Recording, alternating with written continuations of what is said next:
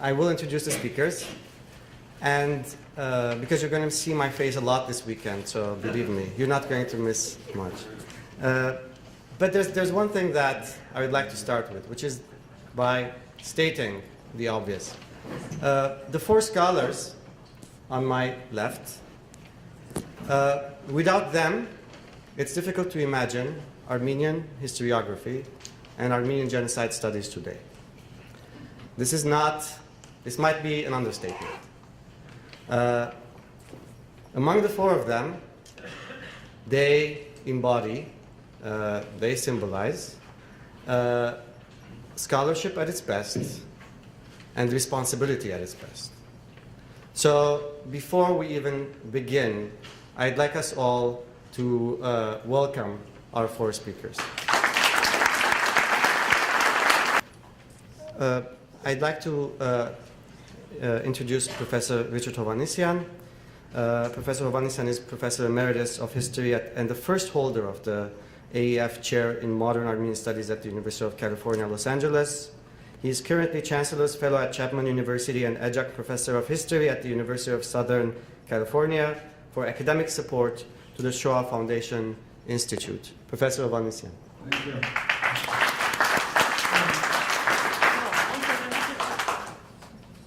Good morning. As we remember the victims of 1915, perhaps it's good to begin by reflecting upon what we learned about genocide, where we've been in this last century of academic investigation and reflection upon the event.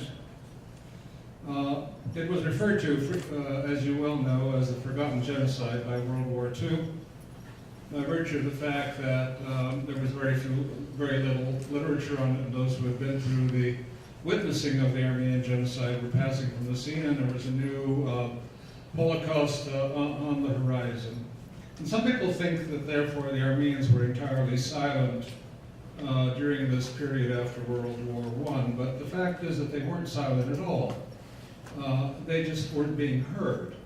Armenians were writing, right from the very beginning. A scholar by the name of Akuni, using the patriarchal sources right after the genocide, writing extensively about the genocide, its organization, and its effects.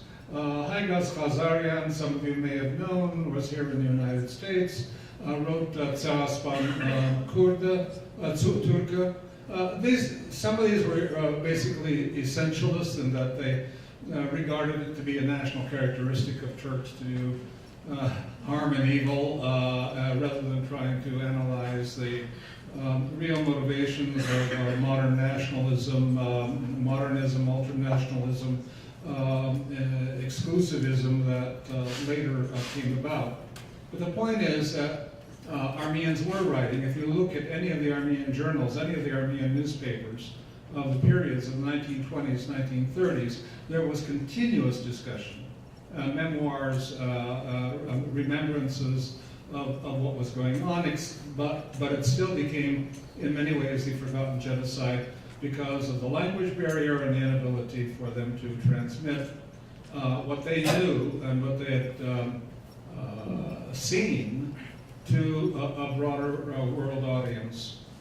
When I entered into the academic world in the 1960s, there were virtually only, in English at least, books on the Armenian genocide that one could count on two hands, maybe one hand even. There was virtually nothing in English that, aside from some sort of brochures that were not very serious brochures.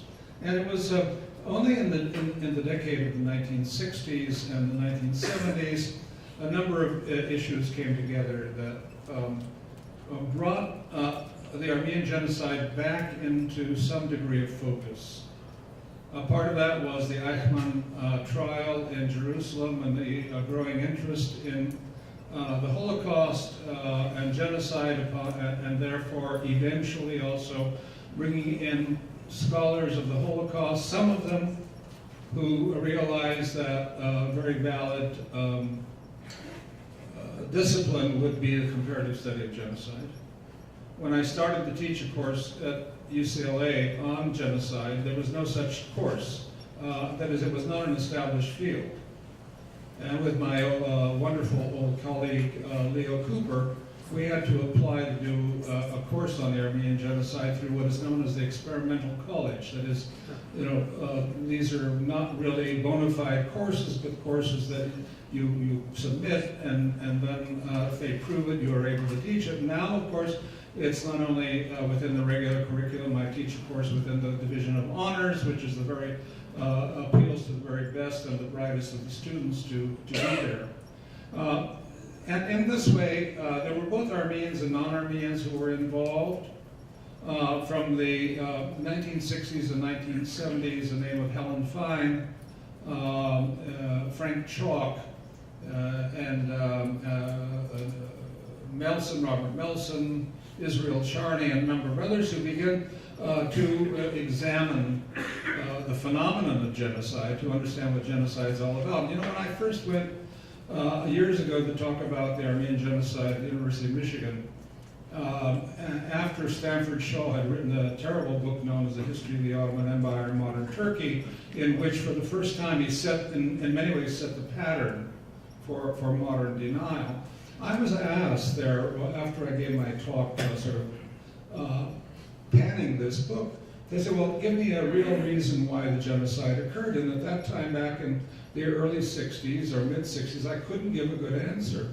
And it shows that we've come a long way in trying to understand what genocide is. We now have multiple studies of who are the potential perpetrators, who are the likely or possible victims, what are their similarities with one another, and what are the differences. And one of the things I should say up front is that the Armenians have been so keen on trying to prove the reality of the Armenian Genocide that they've always had to feel the need to dovetail or coattail on the Holocaust, to say, you know, this happened in the Holocaust, the same thing happened here in the Armenian Genocide, it happened there and happened here, and therefore it's the same. Whereas, in fact, you know, yes, there are many similarities, but there's some very major differences, and not be afraid of those differences. The fact that we're talking about Islamized Armenians today by the hundreds of thousands of Islamized Armenians, it was a different phenomenon, that absorption of Armenians was acceptable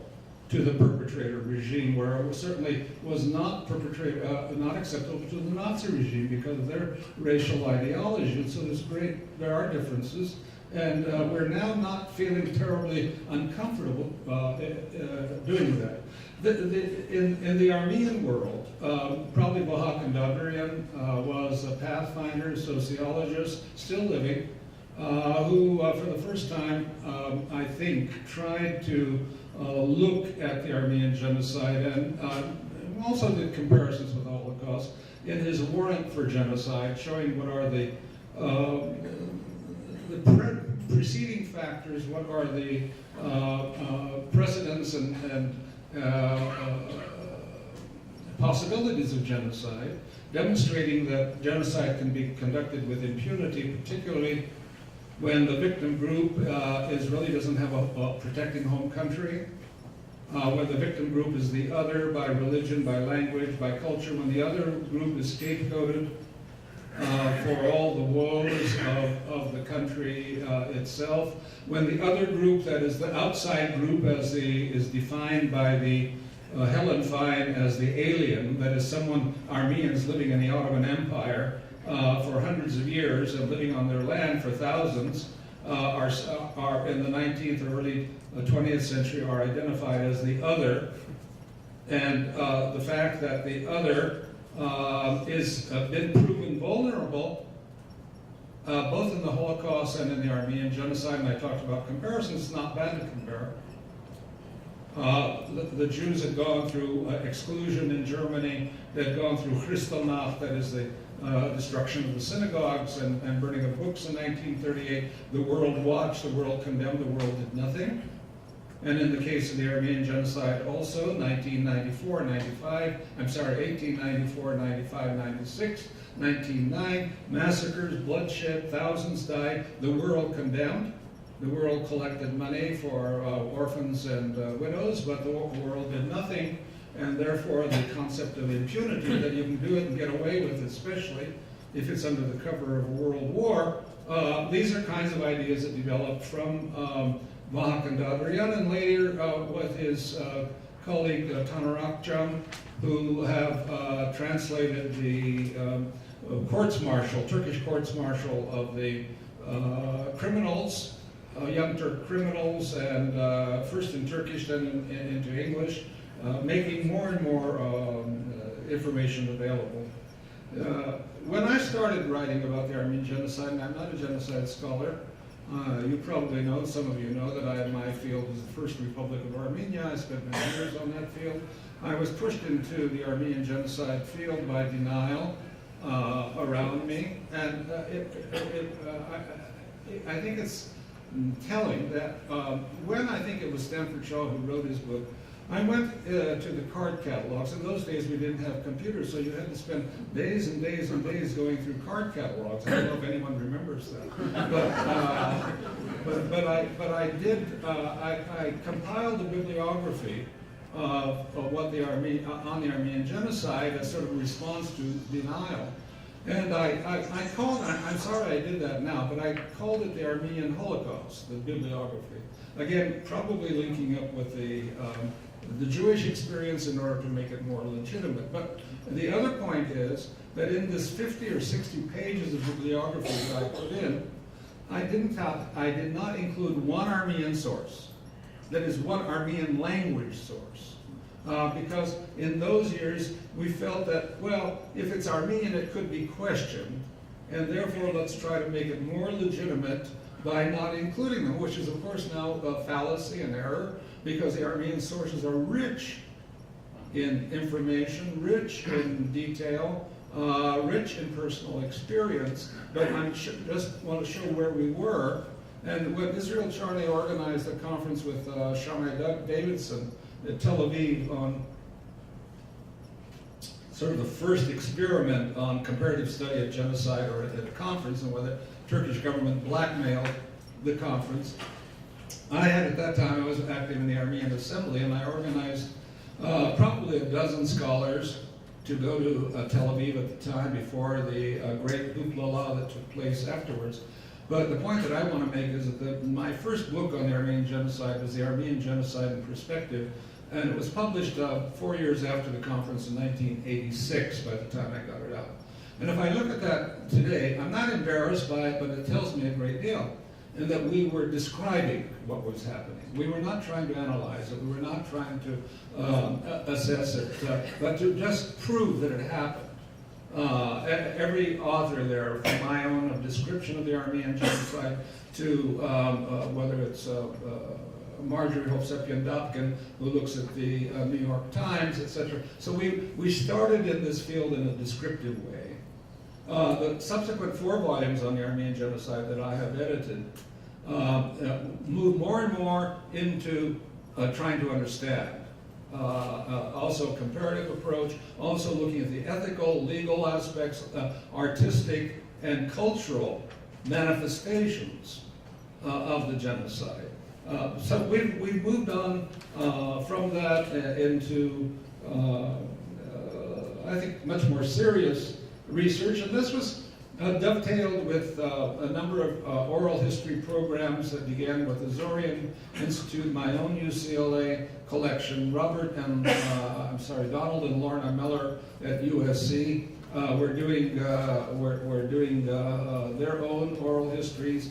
These are all coming together to dovetail with serious research that has gone through a number of stages that I don't have time to cover, except to say that we've now reached a stage, something of a watershed in Armenian studies. We've come a long way. We no longer have 5 or 7 books. We have now several hundred works of different value, of different quality, but nonetheless available in Armenian, in English, in French, and many other languages, and are part of the accomplishments that have been we've seen in the last years is the acquisition of archival materials, starting with the Armenian National Institute in Washington that brought together much of the archival materials in the U.S. archives.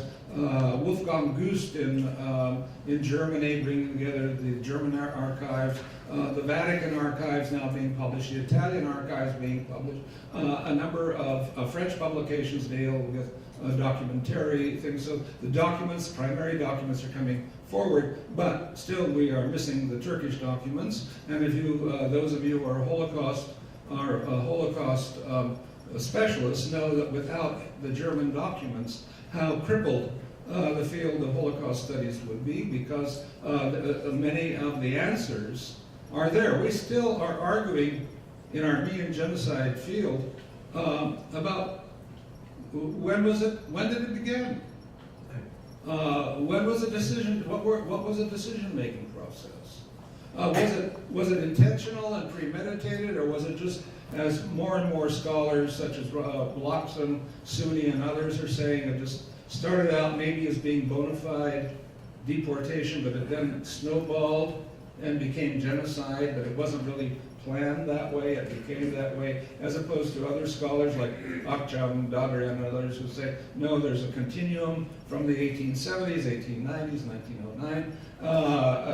These issues still there, but I'm saying that we're now at a very interesting watershed because the major work that is leading down on the Armenian genocide probably is being done by Turkish scholars. Our Turkish colleagues who have the language skills and knowledge, and who, one of our Turkish colleagues has a chair in Armenian genocide studies at Clark University. His students may be Turkish, and each of them is doing very serious work about the confiscation of Armenian properties, the deportations and confiscations. Another Turkish citizen, Unger at Utrecht University in the Netherlands, is writing about the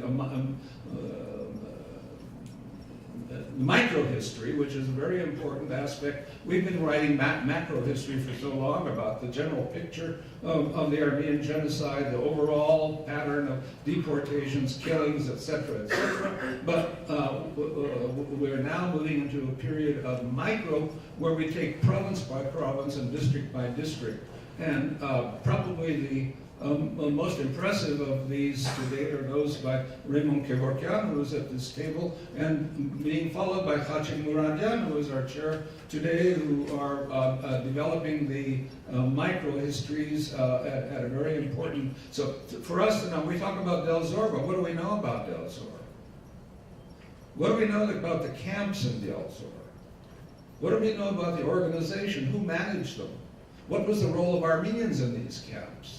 And these are the kinds of things that are still open for investigation. So along with our very fine young Turkish colleagues, and we wish them all a great deal of stamina, because frequently they're called traitors and other names are given to them. Along with them, we look forward to more and more young Armenians being trained. We have a dearth, an absence of Armenian young people being encouraged to go into the field, because there's frequently no work for them if they do go into the field. And so you need to find that there's a way for a livelihood for people who might want to do that. And a final point, if the Armenian genocide has now become normalized in historiography, we're in a great danger of denial becoming normalized and accepted as well, with the growing manifestation of a number of Western scholars, mainstream teachers, at various universities within the United States and other places, who are using selectively the Ottoman documents and military archives to show that there was a nationwide Armenian conspiracy, that the Ottoman government had no choice to do what it did, that was to relocate them from the border districts. And it looks very impressive, because they've learned how to cite verse, chapter and verse, to make it very impressive. And now, I warn you, if you haven't heard about the University of Utah Press, you should become aware of the University of Utah Press with its editor of the Turkish series, Hakan Yavuz, who is now the very latest of his works that he's publishing, one after another, denial works. And I have to say this personally, works that I have panned when a reader has sent, a publisher has sent to me. I've sent all the reasons why it shouldn't be published. It's not published there, but a year later it appears at the University of Utah Press because it has a ready home there, and the latest one is coming out by Justin McCarthy on Sassoon just came out to demonstrate that the whole Sassoon episode of 1894-95 is a big Armenian hoax. Enough. Thank you. Our next speaker is David Gaunt. David Gaunt is professor of history at Södertörn University College, Stockholm, Sweden. He's a social historian who has written widely on the history of minorities and everyday life. He's the author of Massacres, Resistance, Protectors, Muslim-Christian Relations in Eastern Anatolia during the World War I, a seminal work on the Assyrian Genocide. Gaunt completed his doctorate at Uppsala University in 1975. Professor? Thank you very much for this opportunity to talk about the Assyrian genocide. Now, this is something that is very entangled with the Armenian genocide. Does this work? It does. Am I working? You're working. This is better now. Okay. Now, as you've just heard, I live and work and research in Sweden.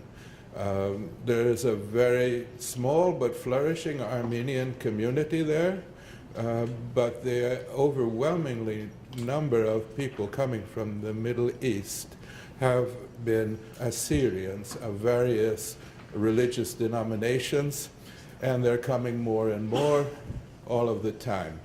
My university, which is relatively new, I helped to found it, is smack in the middle of one of the world's largest communities of Assyrians in the diaspora,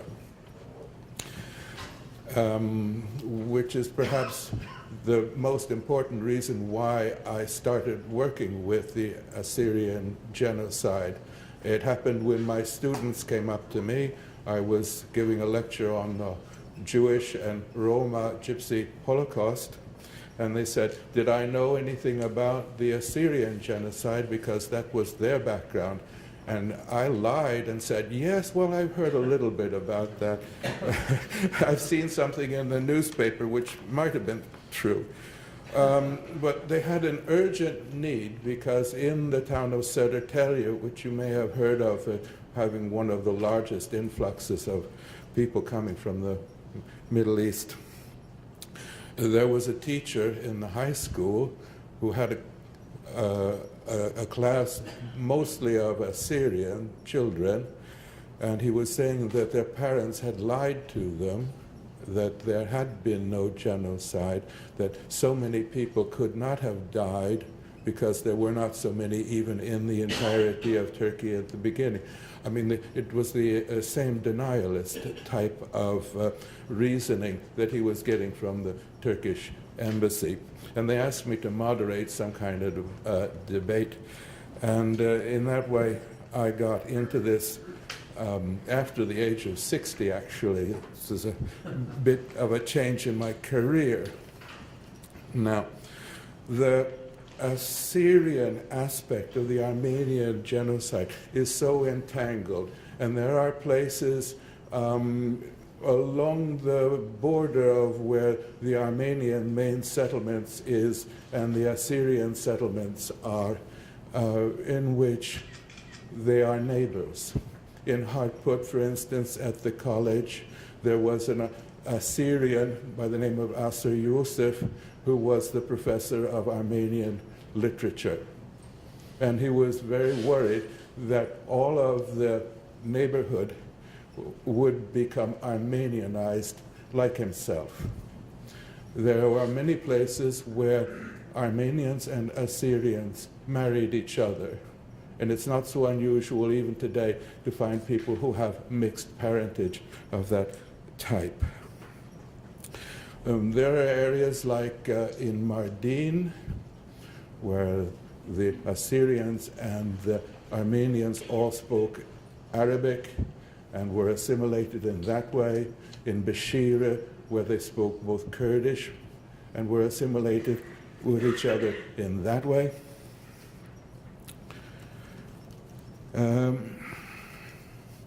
But I would say that one of the reasons for an Armenian to be interested in what's happened to the Assyrians is that the Assyrians were writing sources that dealt both with the Assyrians and the Armenians. Sometimes, as in Mouradian, they would, the authorities would split the religious groups and say, well, we'll take the Armenians first, and then the Assyrians later.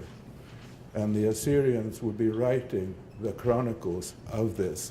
Now, it may give the impression to those who survived that the Assyrians were spared, which was not really true. It was just a technique. But Assyrian sources, for instance, in Mouradian, catalog what happened to the Catholic Armenian bishop and the entire community of Armenian Catholics in Mouradian. I wrote about that for the Armenian Weekly a few months ago. The Assyrian sources give us information about events and places that usually don't get into a traditional narrative of the Armenian Genocide.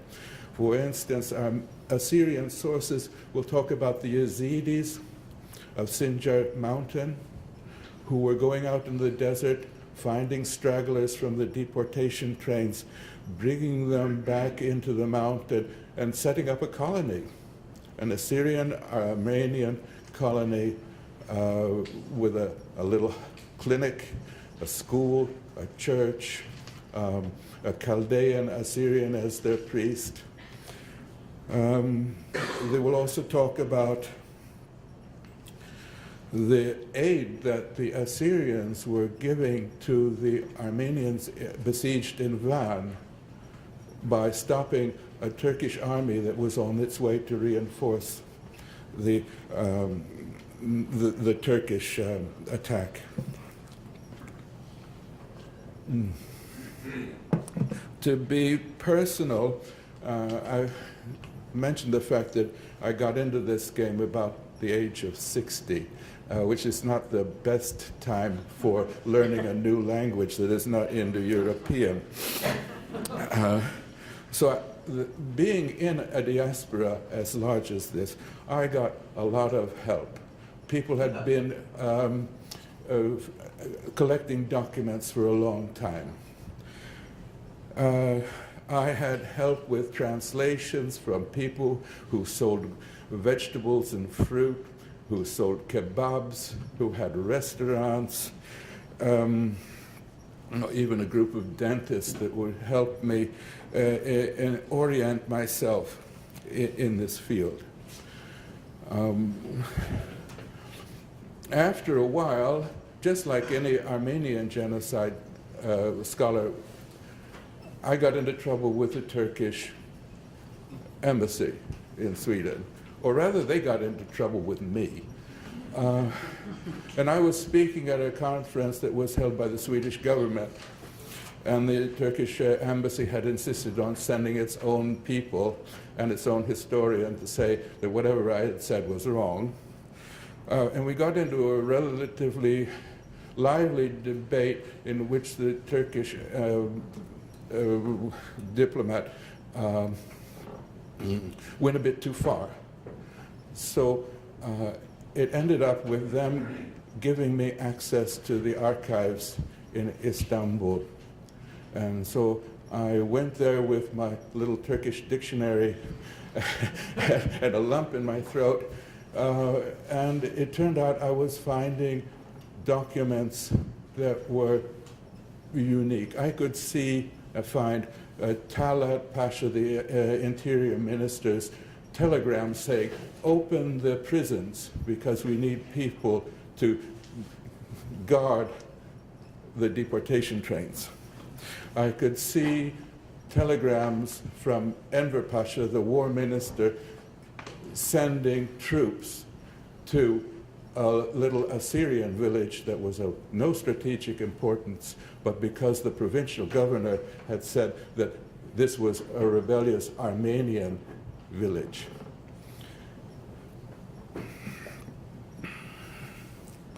Oh my God, I've gone from my...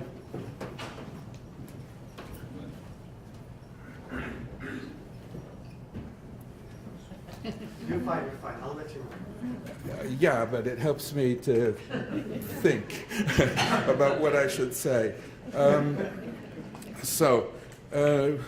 Another aspect that I will go into in an example is that there were Assyrian volunteers together with the Armenian volunteers. Even in Antranik's group, they had joined in that.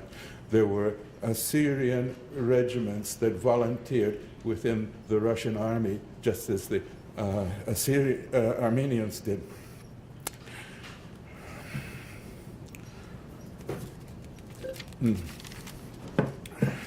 Now, since this is about scholarship, a new scholarship, I think I should say one thing about what this Syrian perspective on the Armenian genocide can lead to. And I have one event that is not usually in the traditional Armenian narrative, and that is a massacre in Iran in a little place called Haftevan, which is a place where the Armenians and the Assyrians overlap. It is also a different time. This is the end of February 1915, so this is a bit before. We date the beginning of the Armenian Genocide. Oh, okay. Now, this is an area which the Turks wanted to annex. And on New Year's Day, 1915, in the shadow of the Sarikamish battle, they occupied this area. Jevdet Bey, the governor of Van, you will know about him. He was the leader of a military expedition composed of his gendarmerie, which was later known as the Butcher Battalion. This is the Butcher Battalion's first massacre. His troops get out of hand, so much that even in the official military history that the Turkish military has written, talk about a very unfortunate incident. 700 Armenian and Assyrian farmers had been called to this village, presumably to get a ration card for their families. They were arrested and they were murdered on the spot in the same way that we can see that ISIS, do you say ISIS? Is doing today.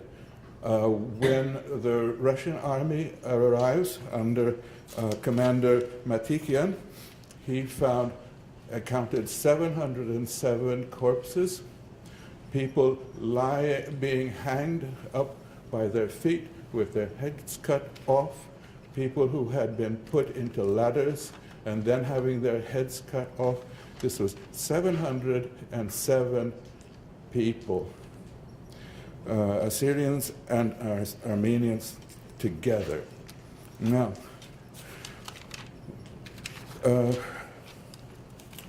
what shall we say about this? The consequences of this are clear. this is the first time that the Ottoman army does a major massacre. It is brutalized, much like Hitler's army in Serbia is brutalized. They realize that they can kill, use their weapons on unarmed civilians. And a few weeks later, the Butcher Battalion is back in Van doing its stuff, also under the same commander, Chef de Paix. It also leads to the radicalization of the Christian side. The Armenians and the Assyrians are incredibly agitated, and they want to begin killing their Muslim neighbors, which the Russian commanders there on the place try to stop. But at the same time, Antranik's group and the Assyrians within that are impossible to control. They want revenge. And so we have a situation in which Jevdet can claim to his brother-in-law Enver, the Minister of War, that there is a rebellion. And obviously there was something because of the feelings of revenge. And this brutalizes the Armenians. Now, further events in Iran lead to an Assyrian and Armenian volunteers stopping a Turkish army under Halil Bey, a very famous Turkish general. And Halil responds by going back into Turkey and slaughtering every Christian village and town that he gets across, from Bashkala in the Hakkari Mountains to Siirt in Bitlis before going down south. So I would say that this place, Iran, very, very obscure in Armenian genocide studies, is the first explosion of genocide. That's the kind of thing you can find if you look at it from the Assyrian perspective. I thank you for your attention. Our next speaker is Roger Smith. Roger Smith is Professor Emeritus of Government at the College William and Mary in Virginia, where he has taught political theory and the comparative study of genocide. Professor Smith has written extensively on the nature, language, history, and denial of genocide. In addition to numerous articles, he is the editor and the co-author of Guilt, Man and Society, and editor of Genocide, Essays Towards Understanding, Early Warning, and Prevention. Since 2003, he has been the director of the Genocide and Human Rights University Program, and since 2004, chair of the International Institute for Genocide and Human Rights Studies, a division of the Zorian Institute. Professor Smith. Thank you.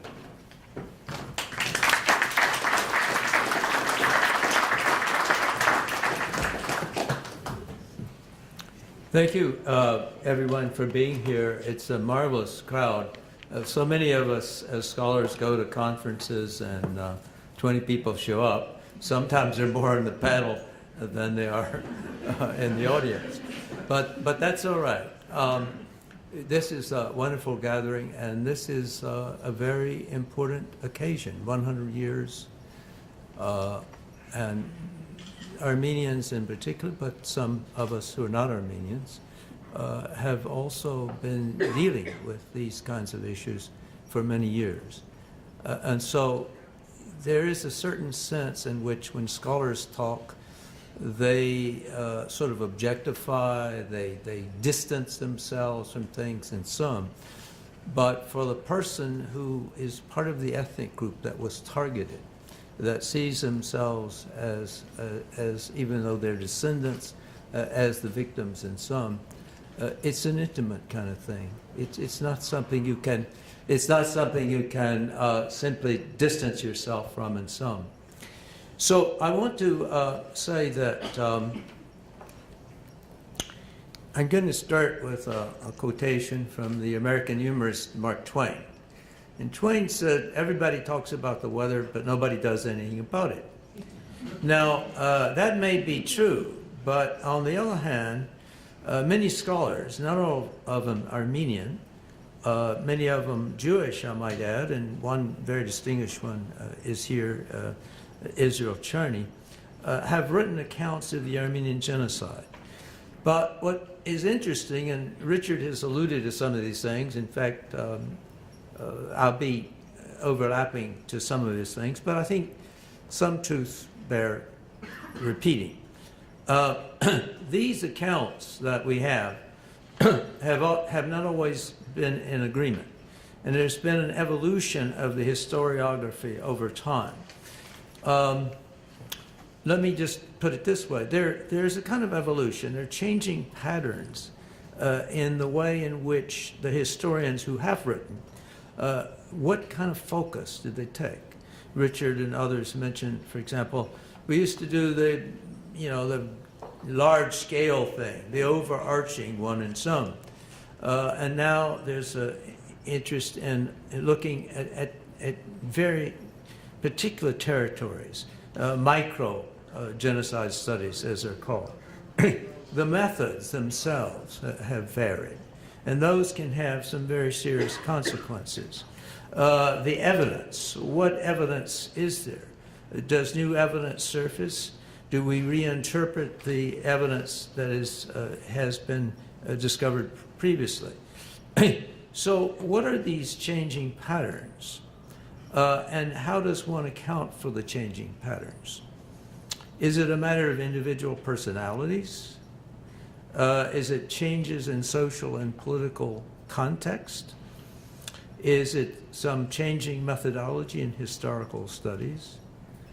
Is it simply the emergence of new evidence?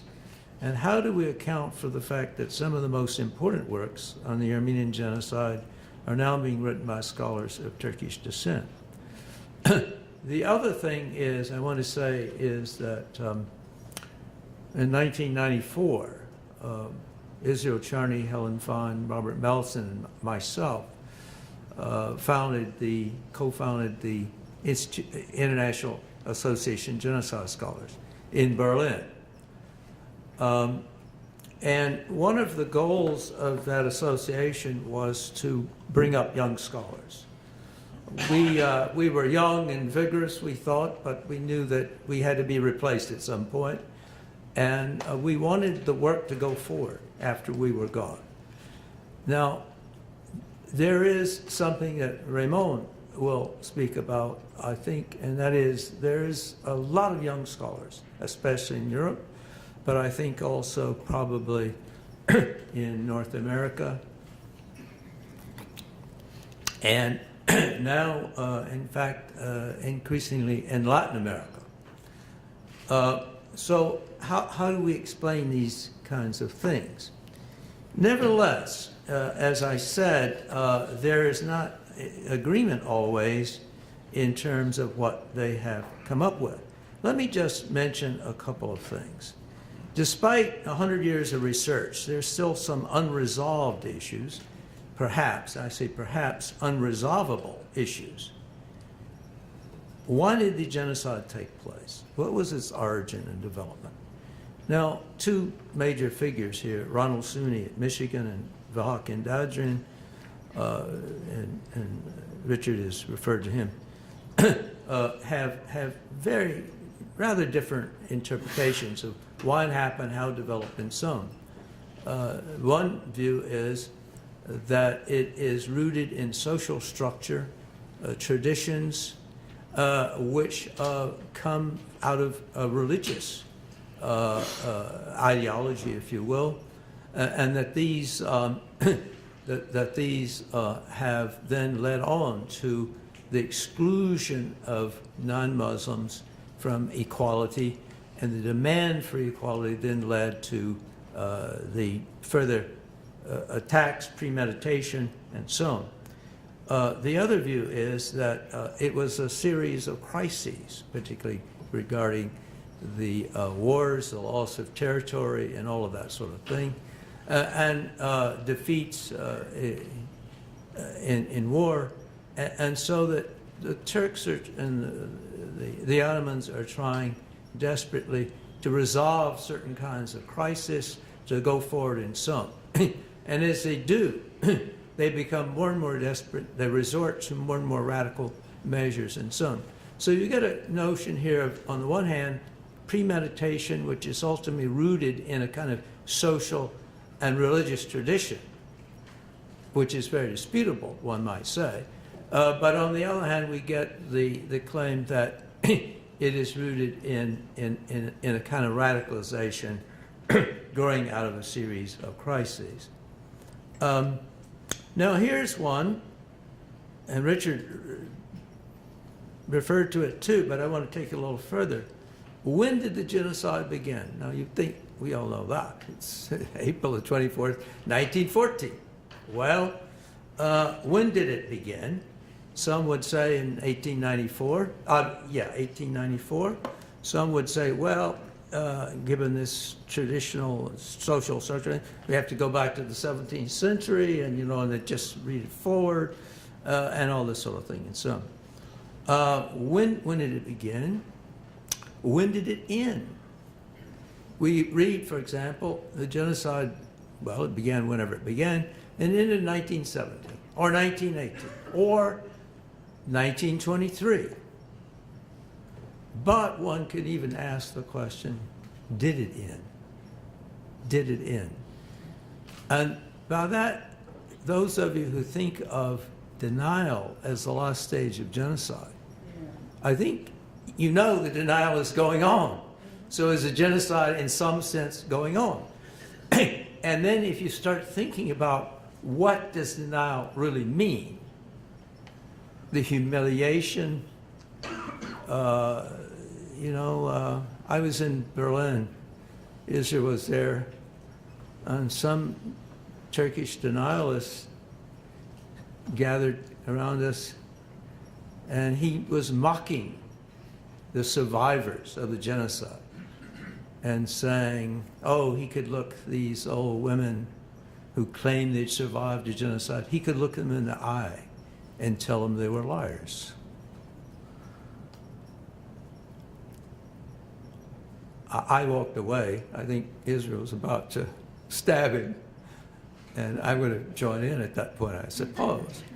But the insult, the degradation, these, in a sense, do continue. The growing out of, the genocide in part grows out of the dehumanization, and this is a way of of continuing that. Now, I want to move on. Oh my God, 5 minutes. Okay, but it always happens. But there are other issues that are only now being investigated, and they bear on the Armenian genocide, but more broadly to the very concept of genocide. Is all genocide, as Raphael Lemkin thought, local, or is it something that comes from the top down? Is it centrally directed? Is it driven perhaps locally by powerful individuals? Or does it do these things but not in the same districts? The Armenian genocide took place when other groups were being massacred, driven out, and their lands and property taken and some. How then is the Armenian genocide related to these attacks, now regarded widely as genocide? What are the differences and similarities, the motives, techniques, consequences? Now, these issues are dealt with, and partly with David, these issues are dealt with in the April 2015 issue of Genocide Studies International, published by the University of Toronto Press. I happen to have edited this edition, and I think you might find it of some interest. And so there will be on a table out later some information about how you can get this and so on. But let me just very quickly read the abstract to this. 100 years ago, the Ottoman genocide, best known as that of the Young Turks, began a series of actions that led to the genocides of Armenians, Assyrians, and Greeks that only ended in 1923, if it did end. The articles presented as special issue of Genocide International Studies deal with the competing interpretations why the Armenian Genocide occurred, with what the German archives reveal about it, and any German responsibility for it, and with Turkish denial since the 1960s. They also make major contributions to understanding the lesser-known Ottoman genocides, those against the Assyrians and the Greeks. There are also questions raised about the concept of genocide and its relations to ethnic cleansing, massacres, deportation, and war. Overall, there's a theme of the complexity of genocide, modes, techniques, and motives. Careful consideration of the Ottoman genocides deepens our understanding of what genocide is and how it can be enacted. But what must be averted is letting its complexity become a cover for denial. I was going to mention some of the neglected issues, and I will just do this very, very briefly. But the political economy is very important, and that is now ongoing, but we still have a long way to go. We need to deal far more with the aftermaths of the Armenian Genocide and the other genocides. We need to look at the Armenian Genocide in international relations, then and now. The other thing I wanted to call attention to is the challenges. Denial is still going to be a real challenge. It's geared now in many ways to the notion of doubt, of creating a kind of continuing debate, making it look like we simply have equal sides discussing these things in some. And it was something that was used by lobbyists for the tobacco industry. And they were very effective in using this in some. Richard has already referred to the publishers that are churning out these books. Some come from quite reputable press, such as Palgrave in Britain, academic presses and some. But also in the case of the University of Utah, which is publishing these denialist works, the graduate students are pouring out these kinds of things again and again. Now, another challenge I want to call attention to, and here I want to make a bit of criticism. Toner Aksam, in particular, has stressed the notion of social engineering, population policy, that the Ottomans decided that they could only allow like 5%, or in some cases 10% of Armenians to be in any given area. And so he begins to talk about this, and there is such a thing. There was a German scholar, Götz Ali, who did something of the same about the Holocaust in some. But one of the problems with this is that you take something that does exist, but is certainly not central, and you put it out and to make it central. Then there is, in Toner's latest book, he delineates this thing. It seems like a rational social engineering project.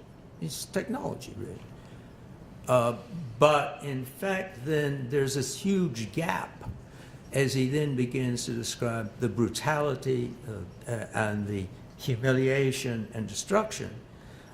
And there's a gap. How do you go from a kind of rational explanation of population control, 5%, 10%, into this horrible kind of thing in some? So I think that there is a temptation for people to do that. Okay, 1 minute. To do that, but I think it's a wrong path methodologically, and it will cause problems. I'm going to leave aside the question of reparation and restitutions. I hope others will address that in some.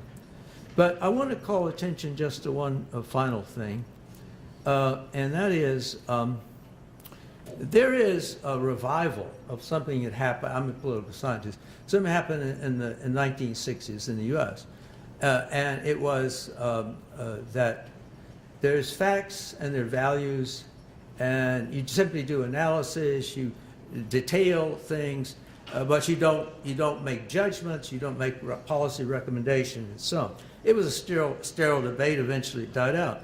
But now there are some genocide scholars, particularly in Europe, and associated with a particular group there, who say that we only do a description analysis, we do not engage in advocacy. I think this is a false dichotomy. I think it's sterile, and the very narrative that one gives in saying that you're going to be neutral and not do this and that, the narrative itself makes it demands. It is itself a kind of advocacy in some. So let me just say that I think that when I started teaching in 1962 about genocide, I too, like Richard, could find very few works that actually dealt with the Armenian genocide. And secondly, by 1994, when we established the Association of Genocide Scholars, there were quite a few books, and now there are many. And now there are many more. So I think now we have a band of young scholars coming along, and I think the future of the genocide studies in the Armenian case and the Ottoman Empire bodes well for the future. So thank you. Thank you. Our final speaker is Professor Raymond Kevorkian. He is the author of The Armenian Genocide, A Complete History, a detailed and meticulous record of the genocidal process that provides an authoritative analysis of the events and their impact upon the Armenian community, as well as the development of the Turkish state. His other works include important publications on early Armenian printed books, Catalogue des incunables arméniens, Les Arméniens dans l'Empire ottoman à la veille du génocide, La Cilicie, des massacres d'Adana au mandat français, l'extermination des déportés arméniens ottomans dans les camps de concentration de Syrie-Mésopotamie. In 2010, he was presented with the Presidential Award from Armenian President Serge Sarkisyan in recognition of his enormous contribution as a scholar. I have the privilege of having him on my dissertation committee. So, this is in his bio. Professor Kevorkian is going to be speaking in Armenian, and I will be translating. Professor Kevorkian.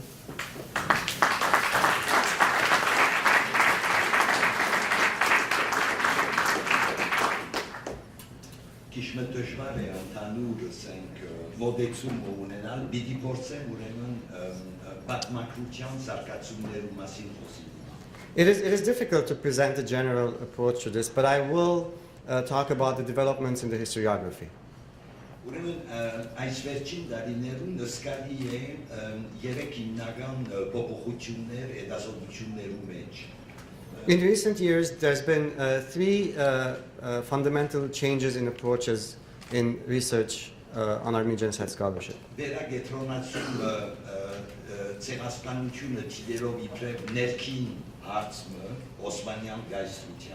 The first is an emphasis on looking at the genocide as an internal issue, internal problem within the Ottoman Empire. In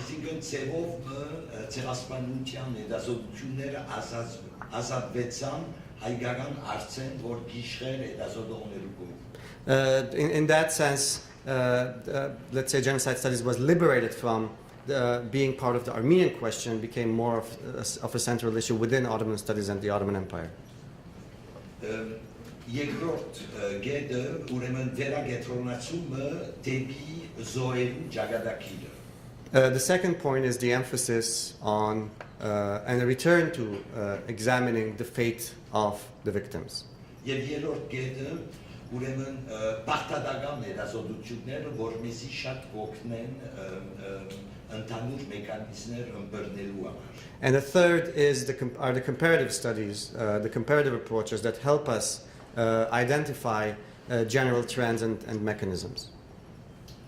Ընդհանրապես կոնցեպտուալիզացիոնի բագասմ ունեինք դարիներով. For a long time, we had conceptualization was missing for a very long time. Բավական դասար ենք օրինակի համար բادرազմի գործոնի վերաբերյալ, որ հիմնական պայմանն է ցեղասպանությունը կատարելու համար. And we learn much from the factor of war as an important determinant of the genocide. Ուրեմն այս պարտադական ցեղասպանության ուսումնասիրություններու շուրջ ուրեմն բادرազմական կոնտեքստը սինք ու բանը միա գուսակցական սիստեմը տոտալիտար այսինքն երրորդը միլիսիաներու օգտագործում եւ չորրորդը նոր սկսենք ուսումնասիրել եւ ըստ ինձի շատ կարեւոր է. Yes, so he's making several points in the context of comparative studies, particularly the context of war, totalitarianism, the use of militias, armed groups, battalions. Ուրեմն չորրորդը գվերապերի նախացեղասպանական նշաններու կամ ավելի ճիշտ մասսայական ոճիրներու. And finally, massacres that before the genocide and crimes that led to it. Օրինակի համար նկատելի է յետագարագության վերտանք Ռուանդայի համար ցուցիներու որոշ ոճիրներ որ կատարված են նախքան 1994. For example, in the case of the Rwandan genocide, some of the crimes against the Tutsis that took place prior to 1994. Նույն տեսակի նշաններ ուրեմն գերմանական գամարևելյան Եվրոպայի հրյաներու համար մանավանդ Ուկրաինա 20-րդ դարու սկիզբը. We've seen similar developments in Central and Eastern Europe towards the Jews. Եվ անշուշտ երու համար 1894-ի 6-ի ճարտերը. And same in the case of the Armenians, the massacres of 1894-95. Ուրեմն մոդենալու համար օրինակի համար այս 4-րդ գետին Ամերիկի մեջ շատ հետաքրքրական աշխատանք մգարտացի Ջանետ Քլանի կողմէ. In this context, I read a very interesting study by Janet Klein. Ուրեմն գերմանական տեզին գերմանական մասը կվերաբերի ամիդյան ջոգատներու ստեղծման. The central theme is related to the formation of the Hamidian battalions. Անշուշտ իր աշխատանքը կատարած է Princeton-ի համալսարանը. And the study has been conducted at the University of Princeton. Եվ այսպեսով որոշ մեկնաբանություններ գնե, որ կարելի է ասենք ուրիշ ձևով դիտել. And she presents a different perspective, and certain, her interpretations are from a fresh, different perspective. Բայց շատ սորվելիք կա, օրինակի համար ընկերային եւ քաղաքական դեղական փոփոխություններու վերաբերյալ.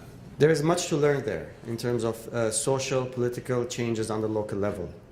Ամիդիներու ստեղծմամբ ամբողջ քրդական էլիտային համակարգն է որ կփոխվի. With the formation of the Hamidiya groups, the entire Kurdish elite system of the Kurdish elite begins to changes. Նոր սերունդ մնե որ բուկա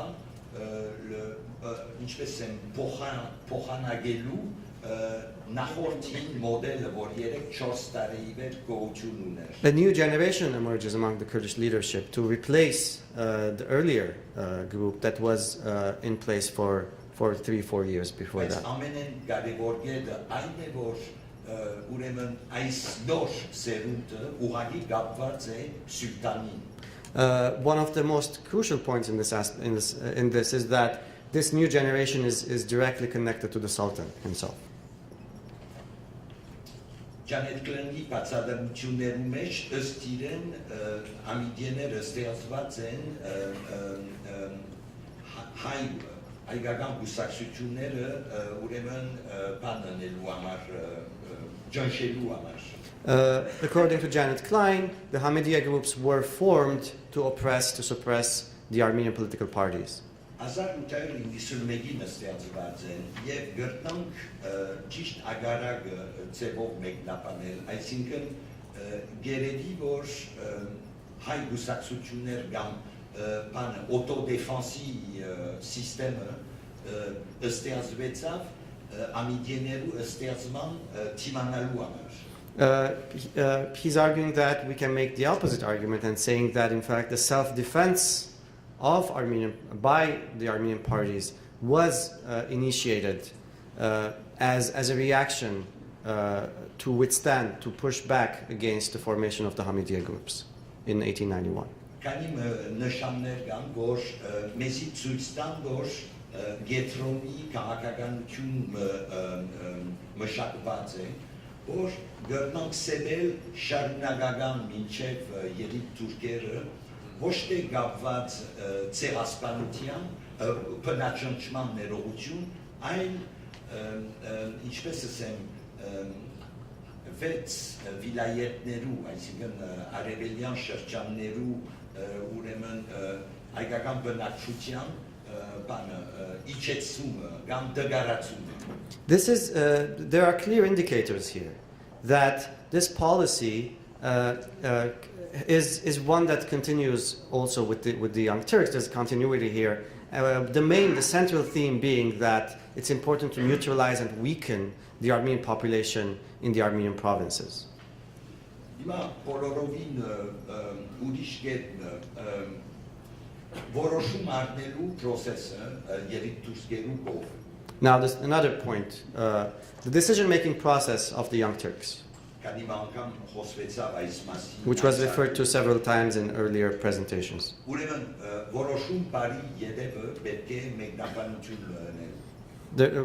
We need to make an interpretation when we use the word decision-making process, the decision.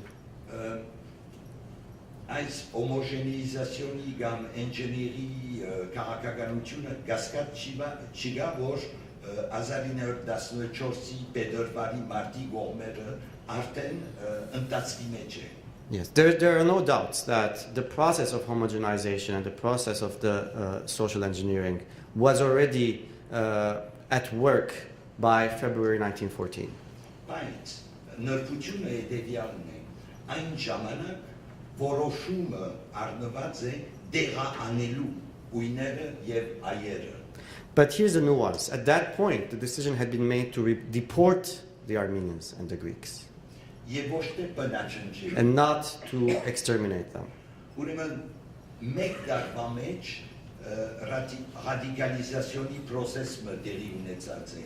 Within a year, there was this process of radicalization. Եվ գտնանք անշուշտ որոշ բացատրություններ տալ ունինք. And we can, of course, provide some explanations of this. We do have explanations of this radicalization process.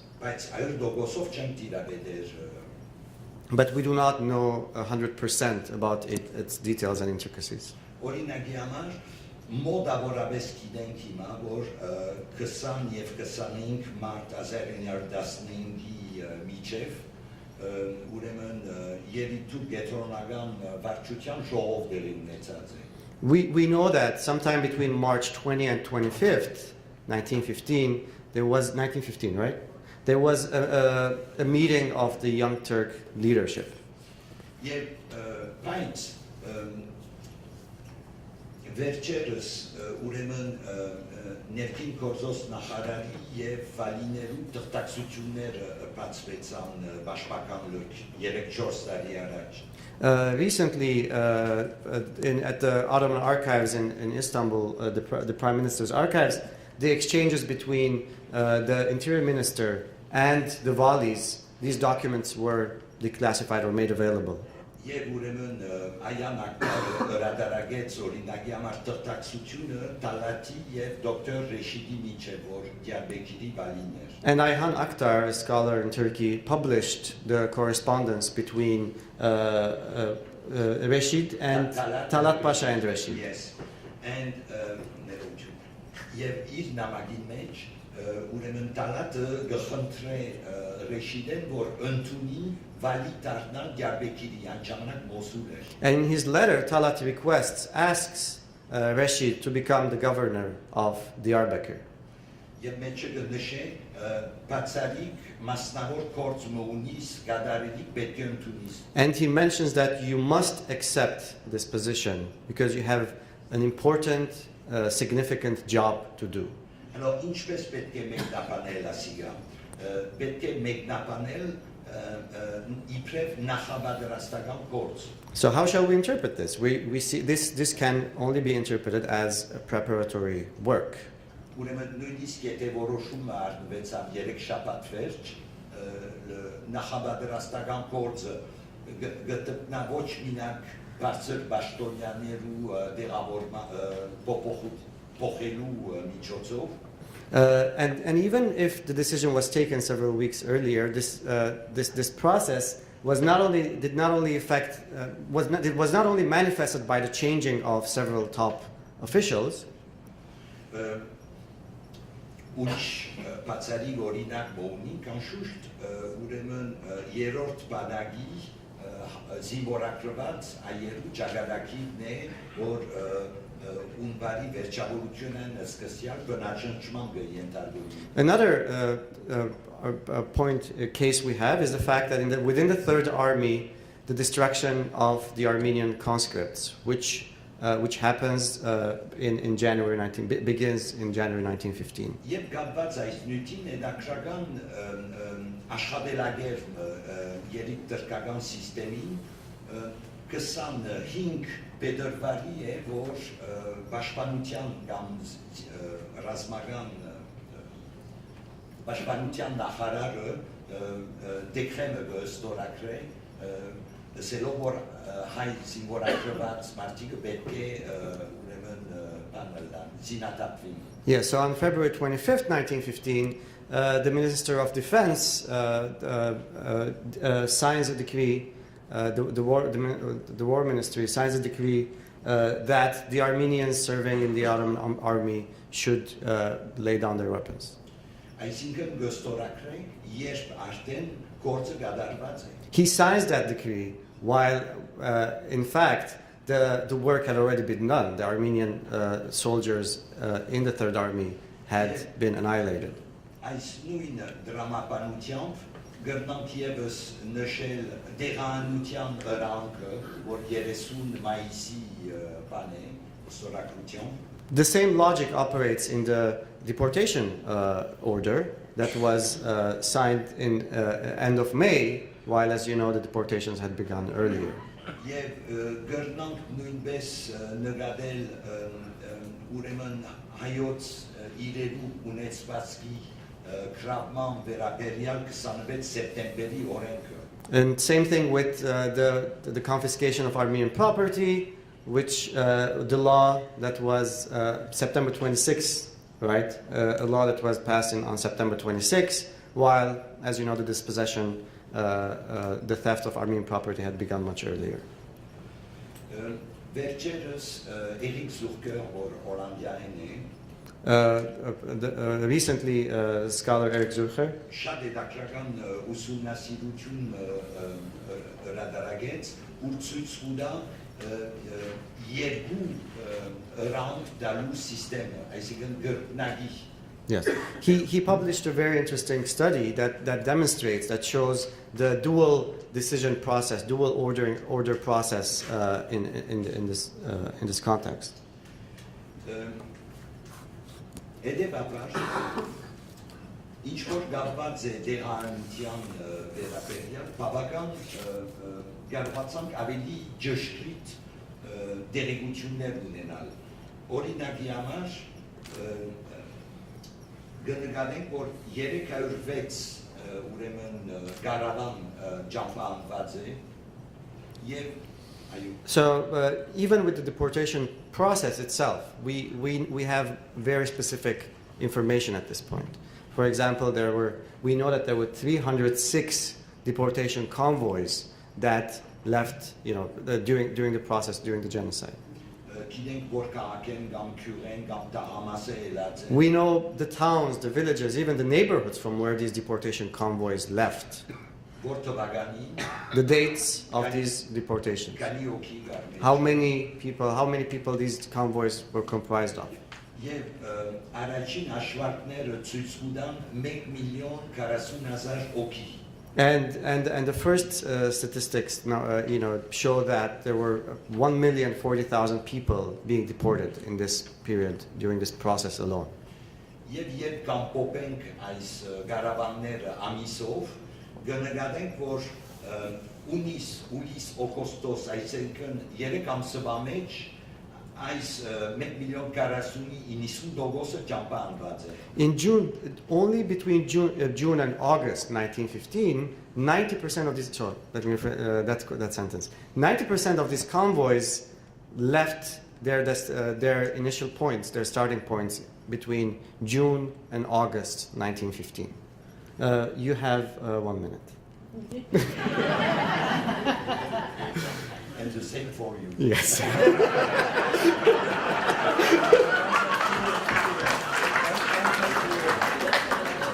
I can't say anything, Dissertation committee,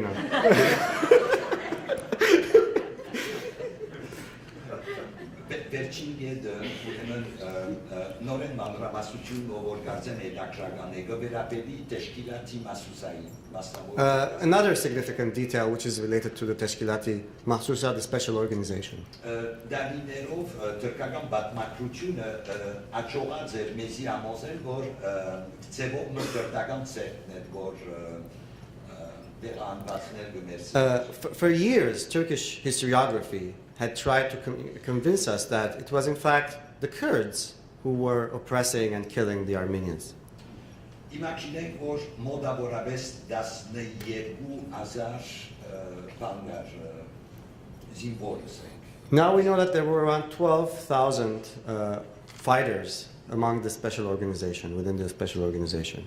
Ուրեմն ինչ դասարած ենք, այն է որ քրդական գործոնը այս գործողությունների մեջ հիմնական դեր չխաղացավ, բայց հիմնական չէ։ And we have learned, we know now, that the Kurdish factor in this, although the Kurds did play a role, that role was not central in the special organization. Հիմնական դերը խաղացավ ավելի չերկես իսպաներ, որ ղեկավարեին այս ամբողջ օգատները։ The central role was played by Circassian officers who were running these groups within the special organization.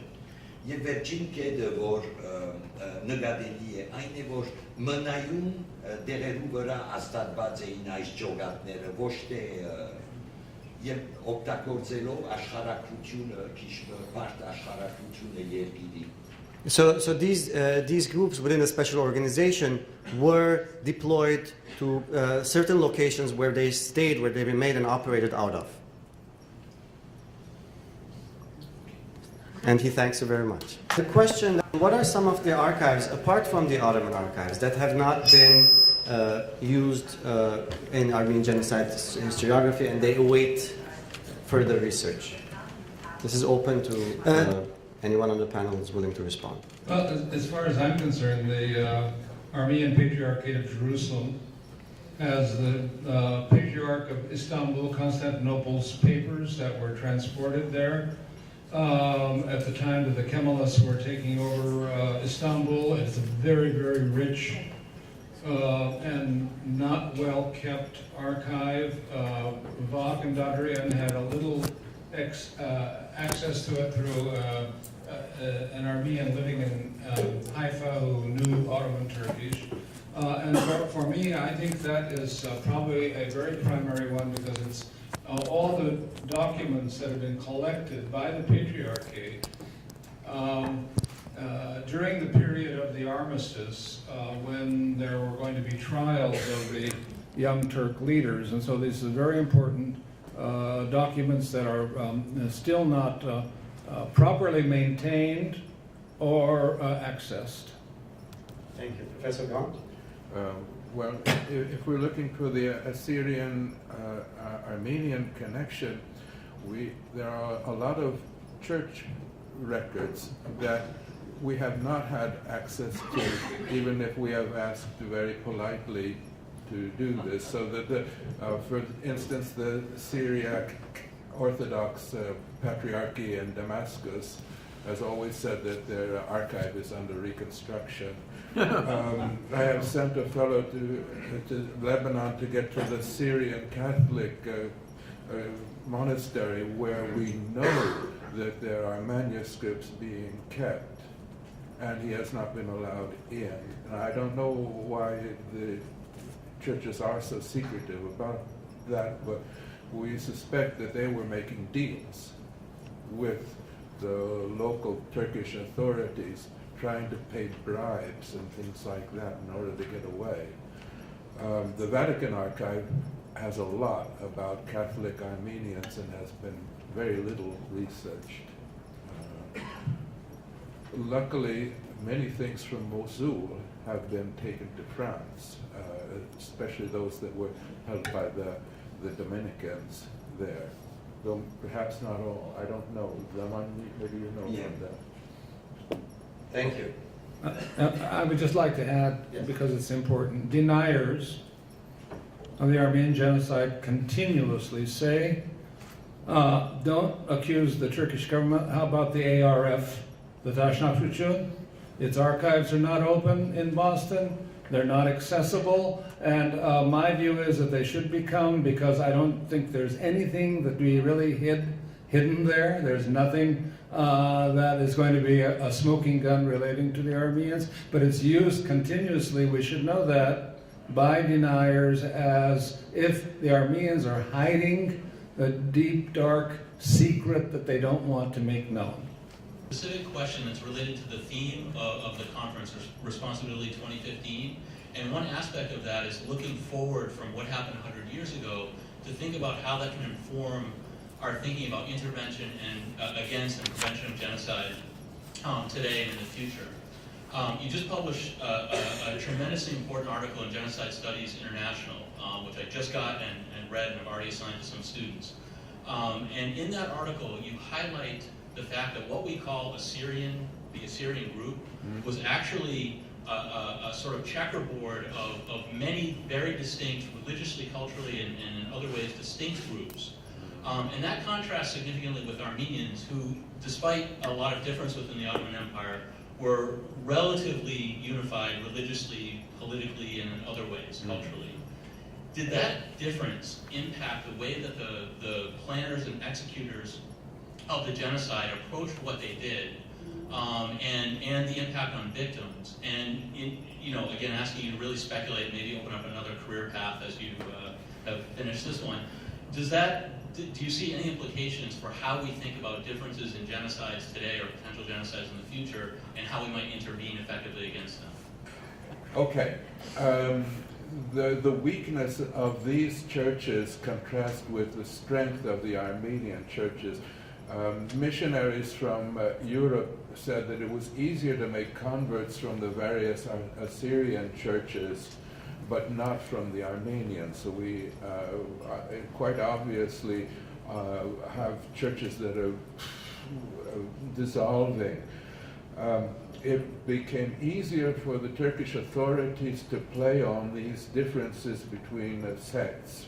For instance, in Mouradian, where the Syrian Orthodox bribed the authorities to get their fellows out of prison, whereas the Archbishop Maloyan and the other Armenians and the Chaldeans and the Syrian Catholics were marched out of town and murdered. We don't know too much about how that went on in Midyat, the Syrian Orthodox town. The authorities convinced them to let them arrest the Protestants. And so you're left over the Protestants. So this is something that has to do with moral solidarity in times of danger. And of course, times of danger is a time when solidarity is really at a risk. So we need to know more about how to be how to show solidarity in times of considerable risk. People do that. but many people don't. Thank you. In particular, I'm asking about Derzor, which was mentioned, I think, and what was the details of the people who were like moving or moved from one place to another, and the numbers and the camps, and the role of the church in taking them and taking care of them. And the other one, which is really still, I'm trying to figure out, always was mentioned the night of the 23rd of April and the collecting of the intellectuals and writers. And it was always become even like a myth or reality, who knows with the details. If there is research done about that, the numbers, how they were treated, where they were taken, and all these things. Վկայություններ բավական ունենք դեզորի եւ ուրեմն 20 տարբեր կեմպերու վերաբերյալ. We have accounts, sufficient accounts of 20 camps in the general region of Derzor. Այս վկայություններն զատ տեղեկություն ունենք ուրեմն գերմանացի եւ ամերիկացի ուբադոսների կողմէ. We also, in addition to these accounts and testimonies, we have information from the American and German consuls. Եվ այս ուբադոսները շատ հաճախ գոկտվեին ուրեմն իսպաները, գերմանացի մանավանդ կամ շվեյցարիացի ջարդարակետներ, որ իրենց աշխատանքի ժամանակ վկա եղած են ջարդերում. So these consuls often receive information from Swiss engineers or German officers who were on location and witnessed the massacres and the situation in the concentration camps. Եվ կանիմը անշուշտ պաշտոնական փաստաթուղթեր կան, մասնավորապես Դեզորի օրինակի համար 197,250 ջարդվածները ուլիսեն մինչև. And there are certain official documents that count the 197,000 who were massacred in Derzor, beginning in July and all the way into Ասոն պաշտոնական թիվերն են, որ դրվեցան դատավարության ժամանակ. These were the official figures that were presented during the trials in Istanbul. Both Raymond and Richard and even Roger talked about the beginning of the genocide, and I'm often confused, I guess, by the simplicity of the concept of planning, decision-making, and implementation. And I'm just trying to understand why there's this confusion. If you can maybe help me understand this confusion over the fact that if something happens, then that's the start versus the planning aspect of it, which is so clearly happens, and then the implementation is impacted by the circumstances that are happening that are being reacted to. But the planning, the decision to do something is happening. I'm leaving aside, of course, the concept of earlier massacres and things like that. That's what we're talking about, which is clearly, thinning the herd, so to speak, versus the final solution. And I'm just confused over why there's this confusion over planning versus implementation as it started. Ուրեմն խնդիրը այն է, որ գաղտնի որոշումներ են եւ կրետանգարելի է ճշգրիտ տեղեկություն ունենալ. Ուրեմն նշաններ են, որ մեզի թույլ կտան նկատելու, որ ասինչ տվականին բանվետել. So in the case of these, mass crimes, it's the decisions are generally always made in secrecy. So the best indicator for you would be the manifestations of it on the ground. Does anyone want to address this as well? I think what you're getting at is your belief that it was all planned and prepared, and the fact that it happened. Why do people say when was a decision making it? It couldn't have been happened without a decision. I think the discussion was it a series of consecutive decisions, or was it all planned from the very beginning, which I think you believe from your question? Was it all planned and it was simply, here's the evidence that it happened, as opposed to what Dr. Kevorkian or others might say that it's a series of decisions, one becoming perhaps more radical than the other. And since, do you want to add something to that? Go ahead. Yeah, well, I just want to add 2 more points, if I may. I want to, first of all, defend Taner Akçam a bit from the criticism that I think Taner Akçam is not saying that the plan of the Young Turks was to decrease the population to 5 or 10%. I think what Taner Akçam is saying is that there was a plan prior to the genocide, that Armenian numbers there should be social engineering. He is not indicating that at the time of the genocide that their intent was to leave 5 or 10%. As far as I know, I may be wrong and want to be corrected. And my last one is to Raymond Kevorkian. I've tried with my graduate students many times to pinpoint the dates of deportation, and it's been almost impossible to get precise, and that's why I want to know what you've done to get precise dates, since we're using old and new calendars, which have different dates, and because the sources that we use, of memoirs especially, they give us different dates. So how do we know? I mean, how do you come to the decision that it was on August 7th that the Armenians of Everek were deported? How do we know that?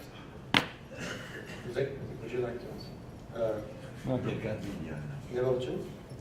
Գուզեք պատասխան հարցու եւ խոսքով թվականները ինչպես կարելի է ճշտել եւ այս բոլոր դժվարությունները։ Ուրեմն երբ աղբյուրիմը վրա աշխատինք, բավական արագ հայտնի կդառնան, եթե ժուլիանական է կամ գրեգորիանական է։ Yes. So when we're working on a particular source, it becomes clear, quite fast whether it's using the Julian calendar or the Gregorian calendar.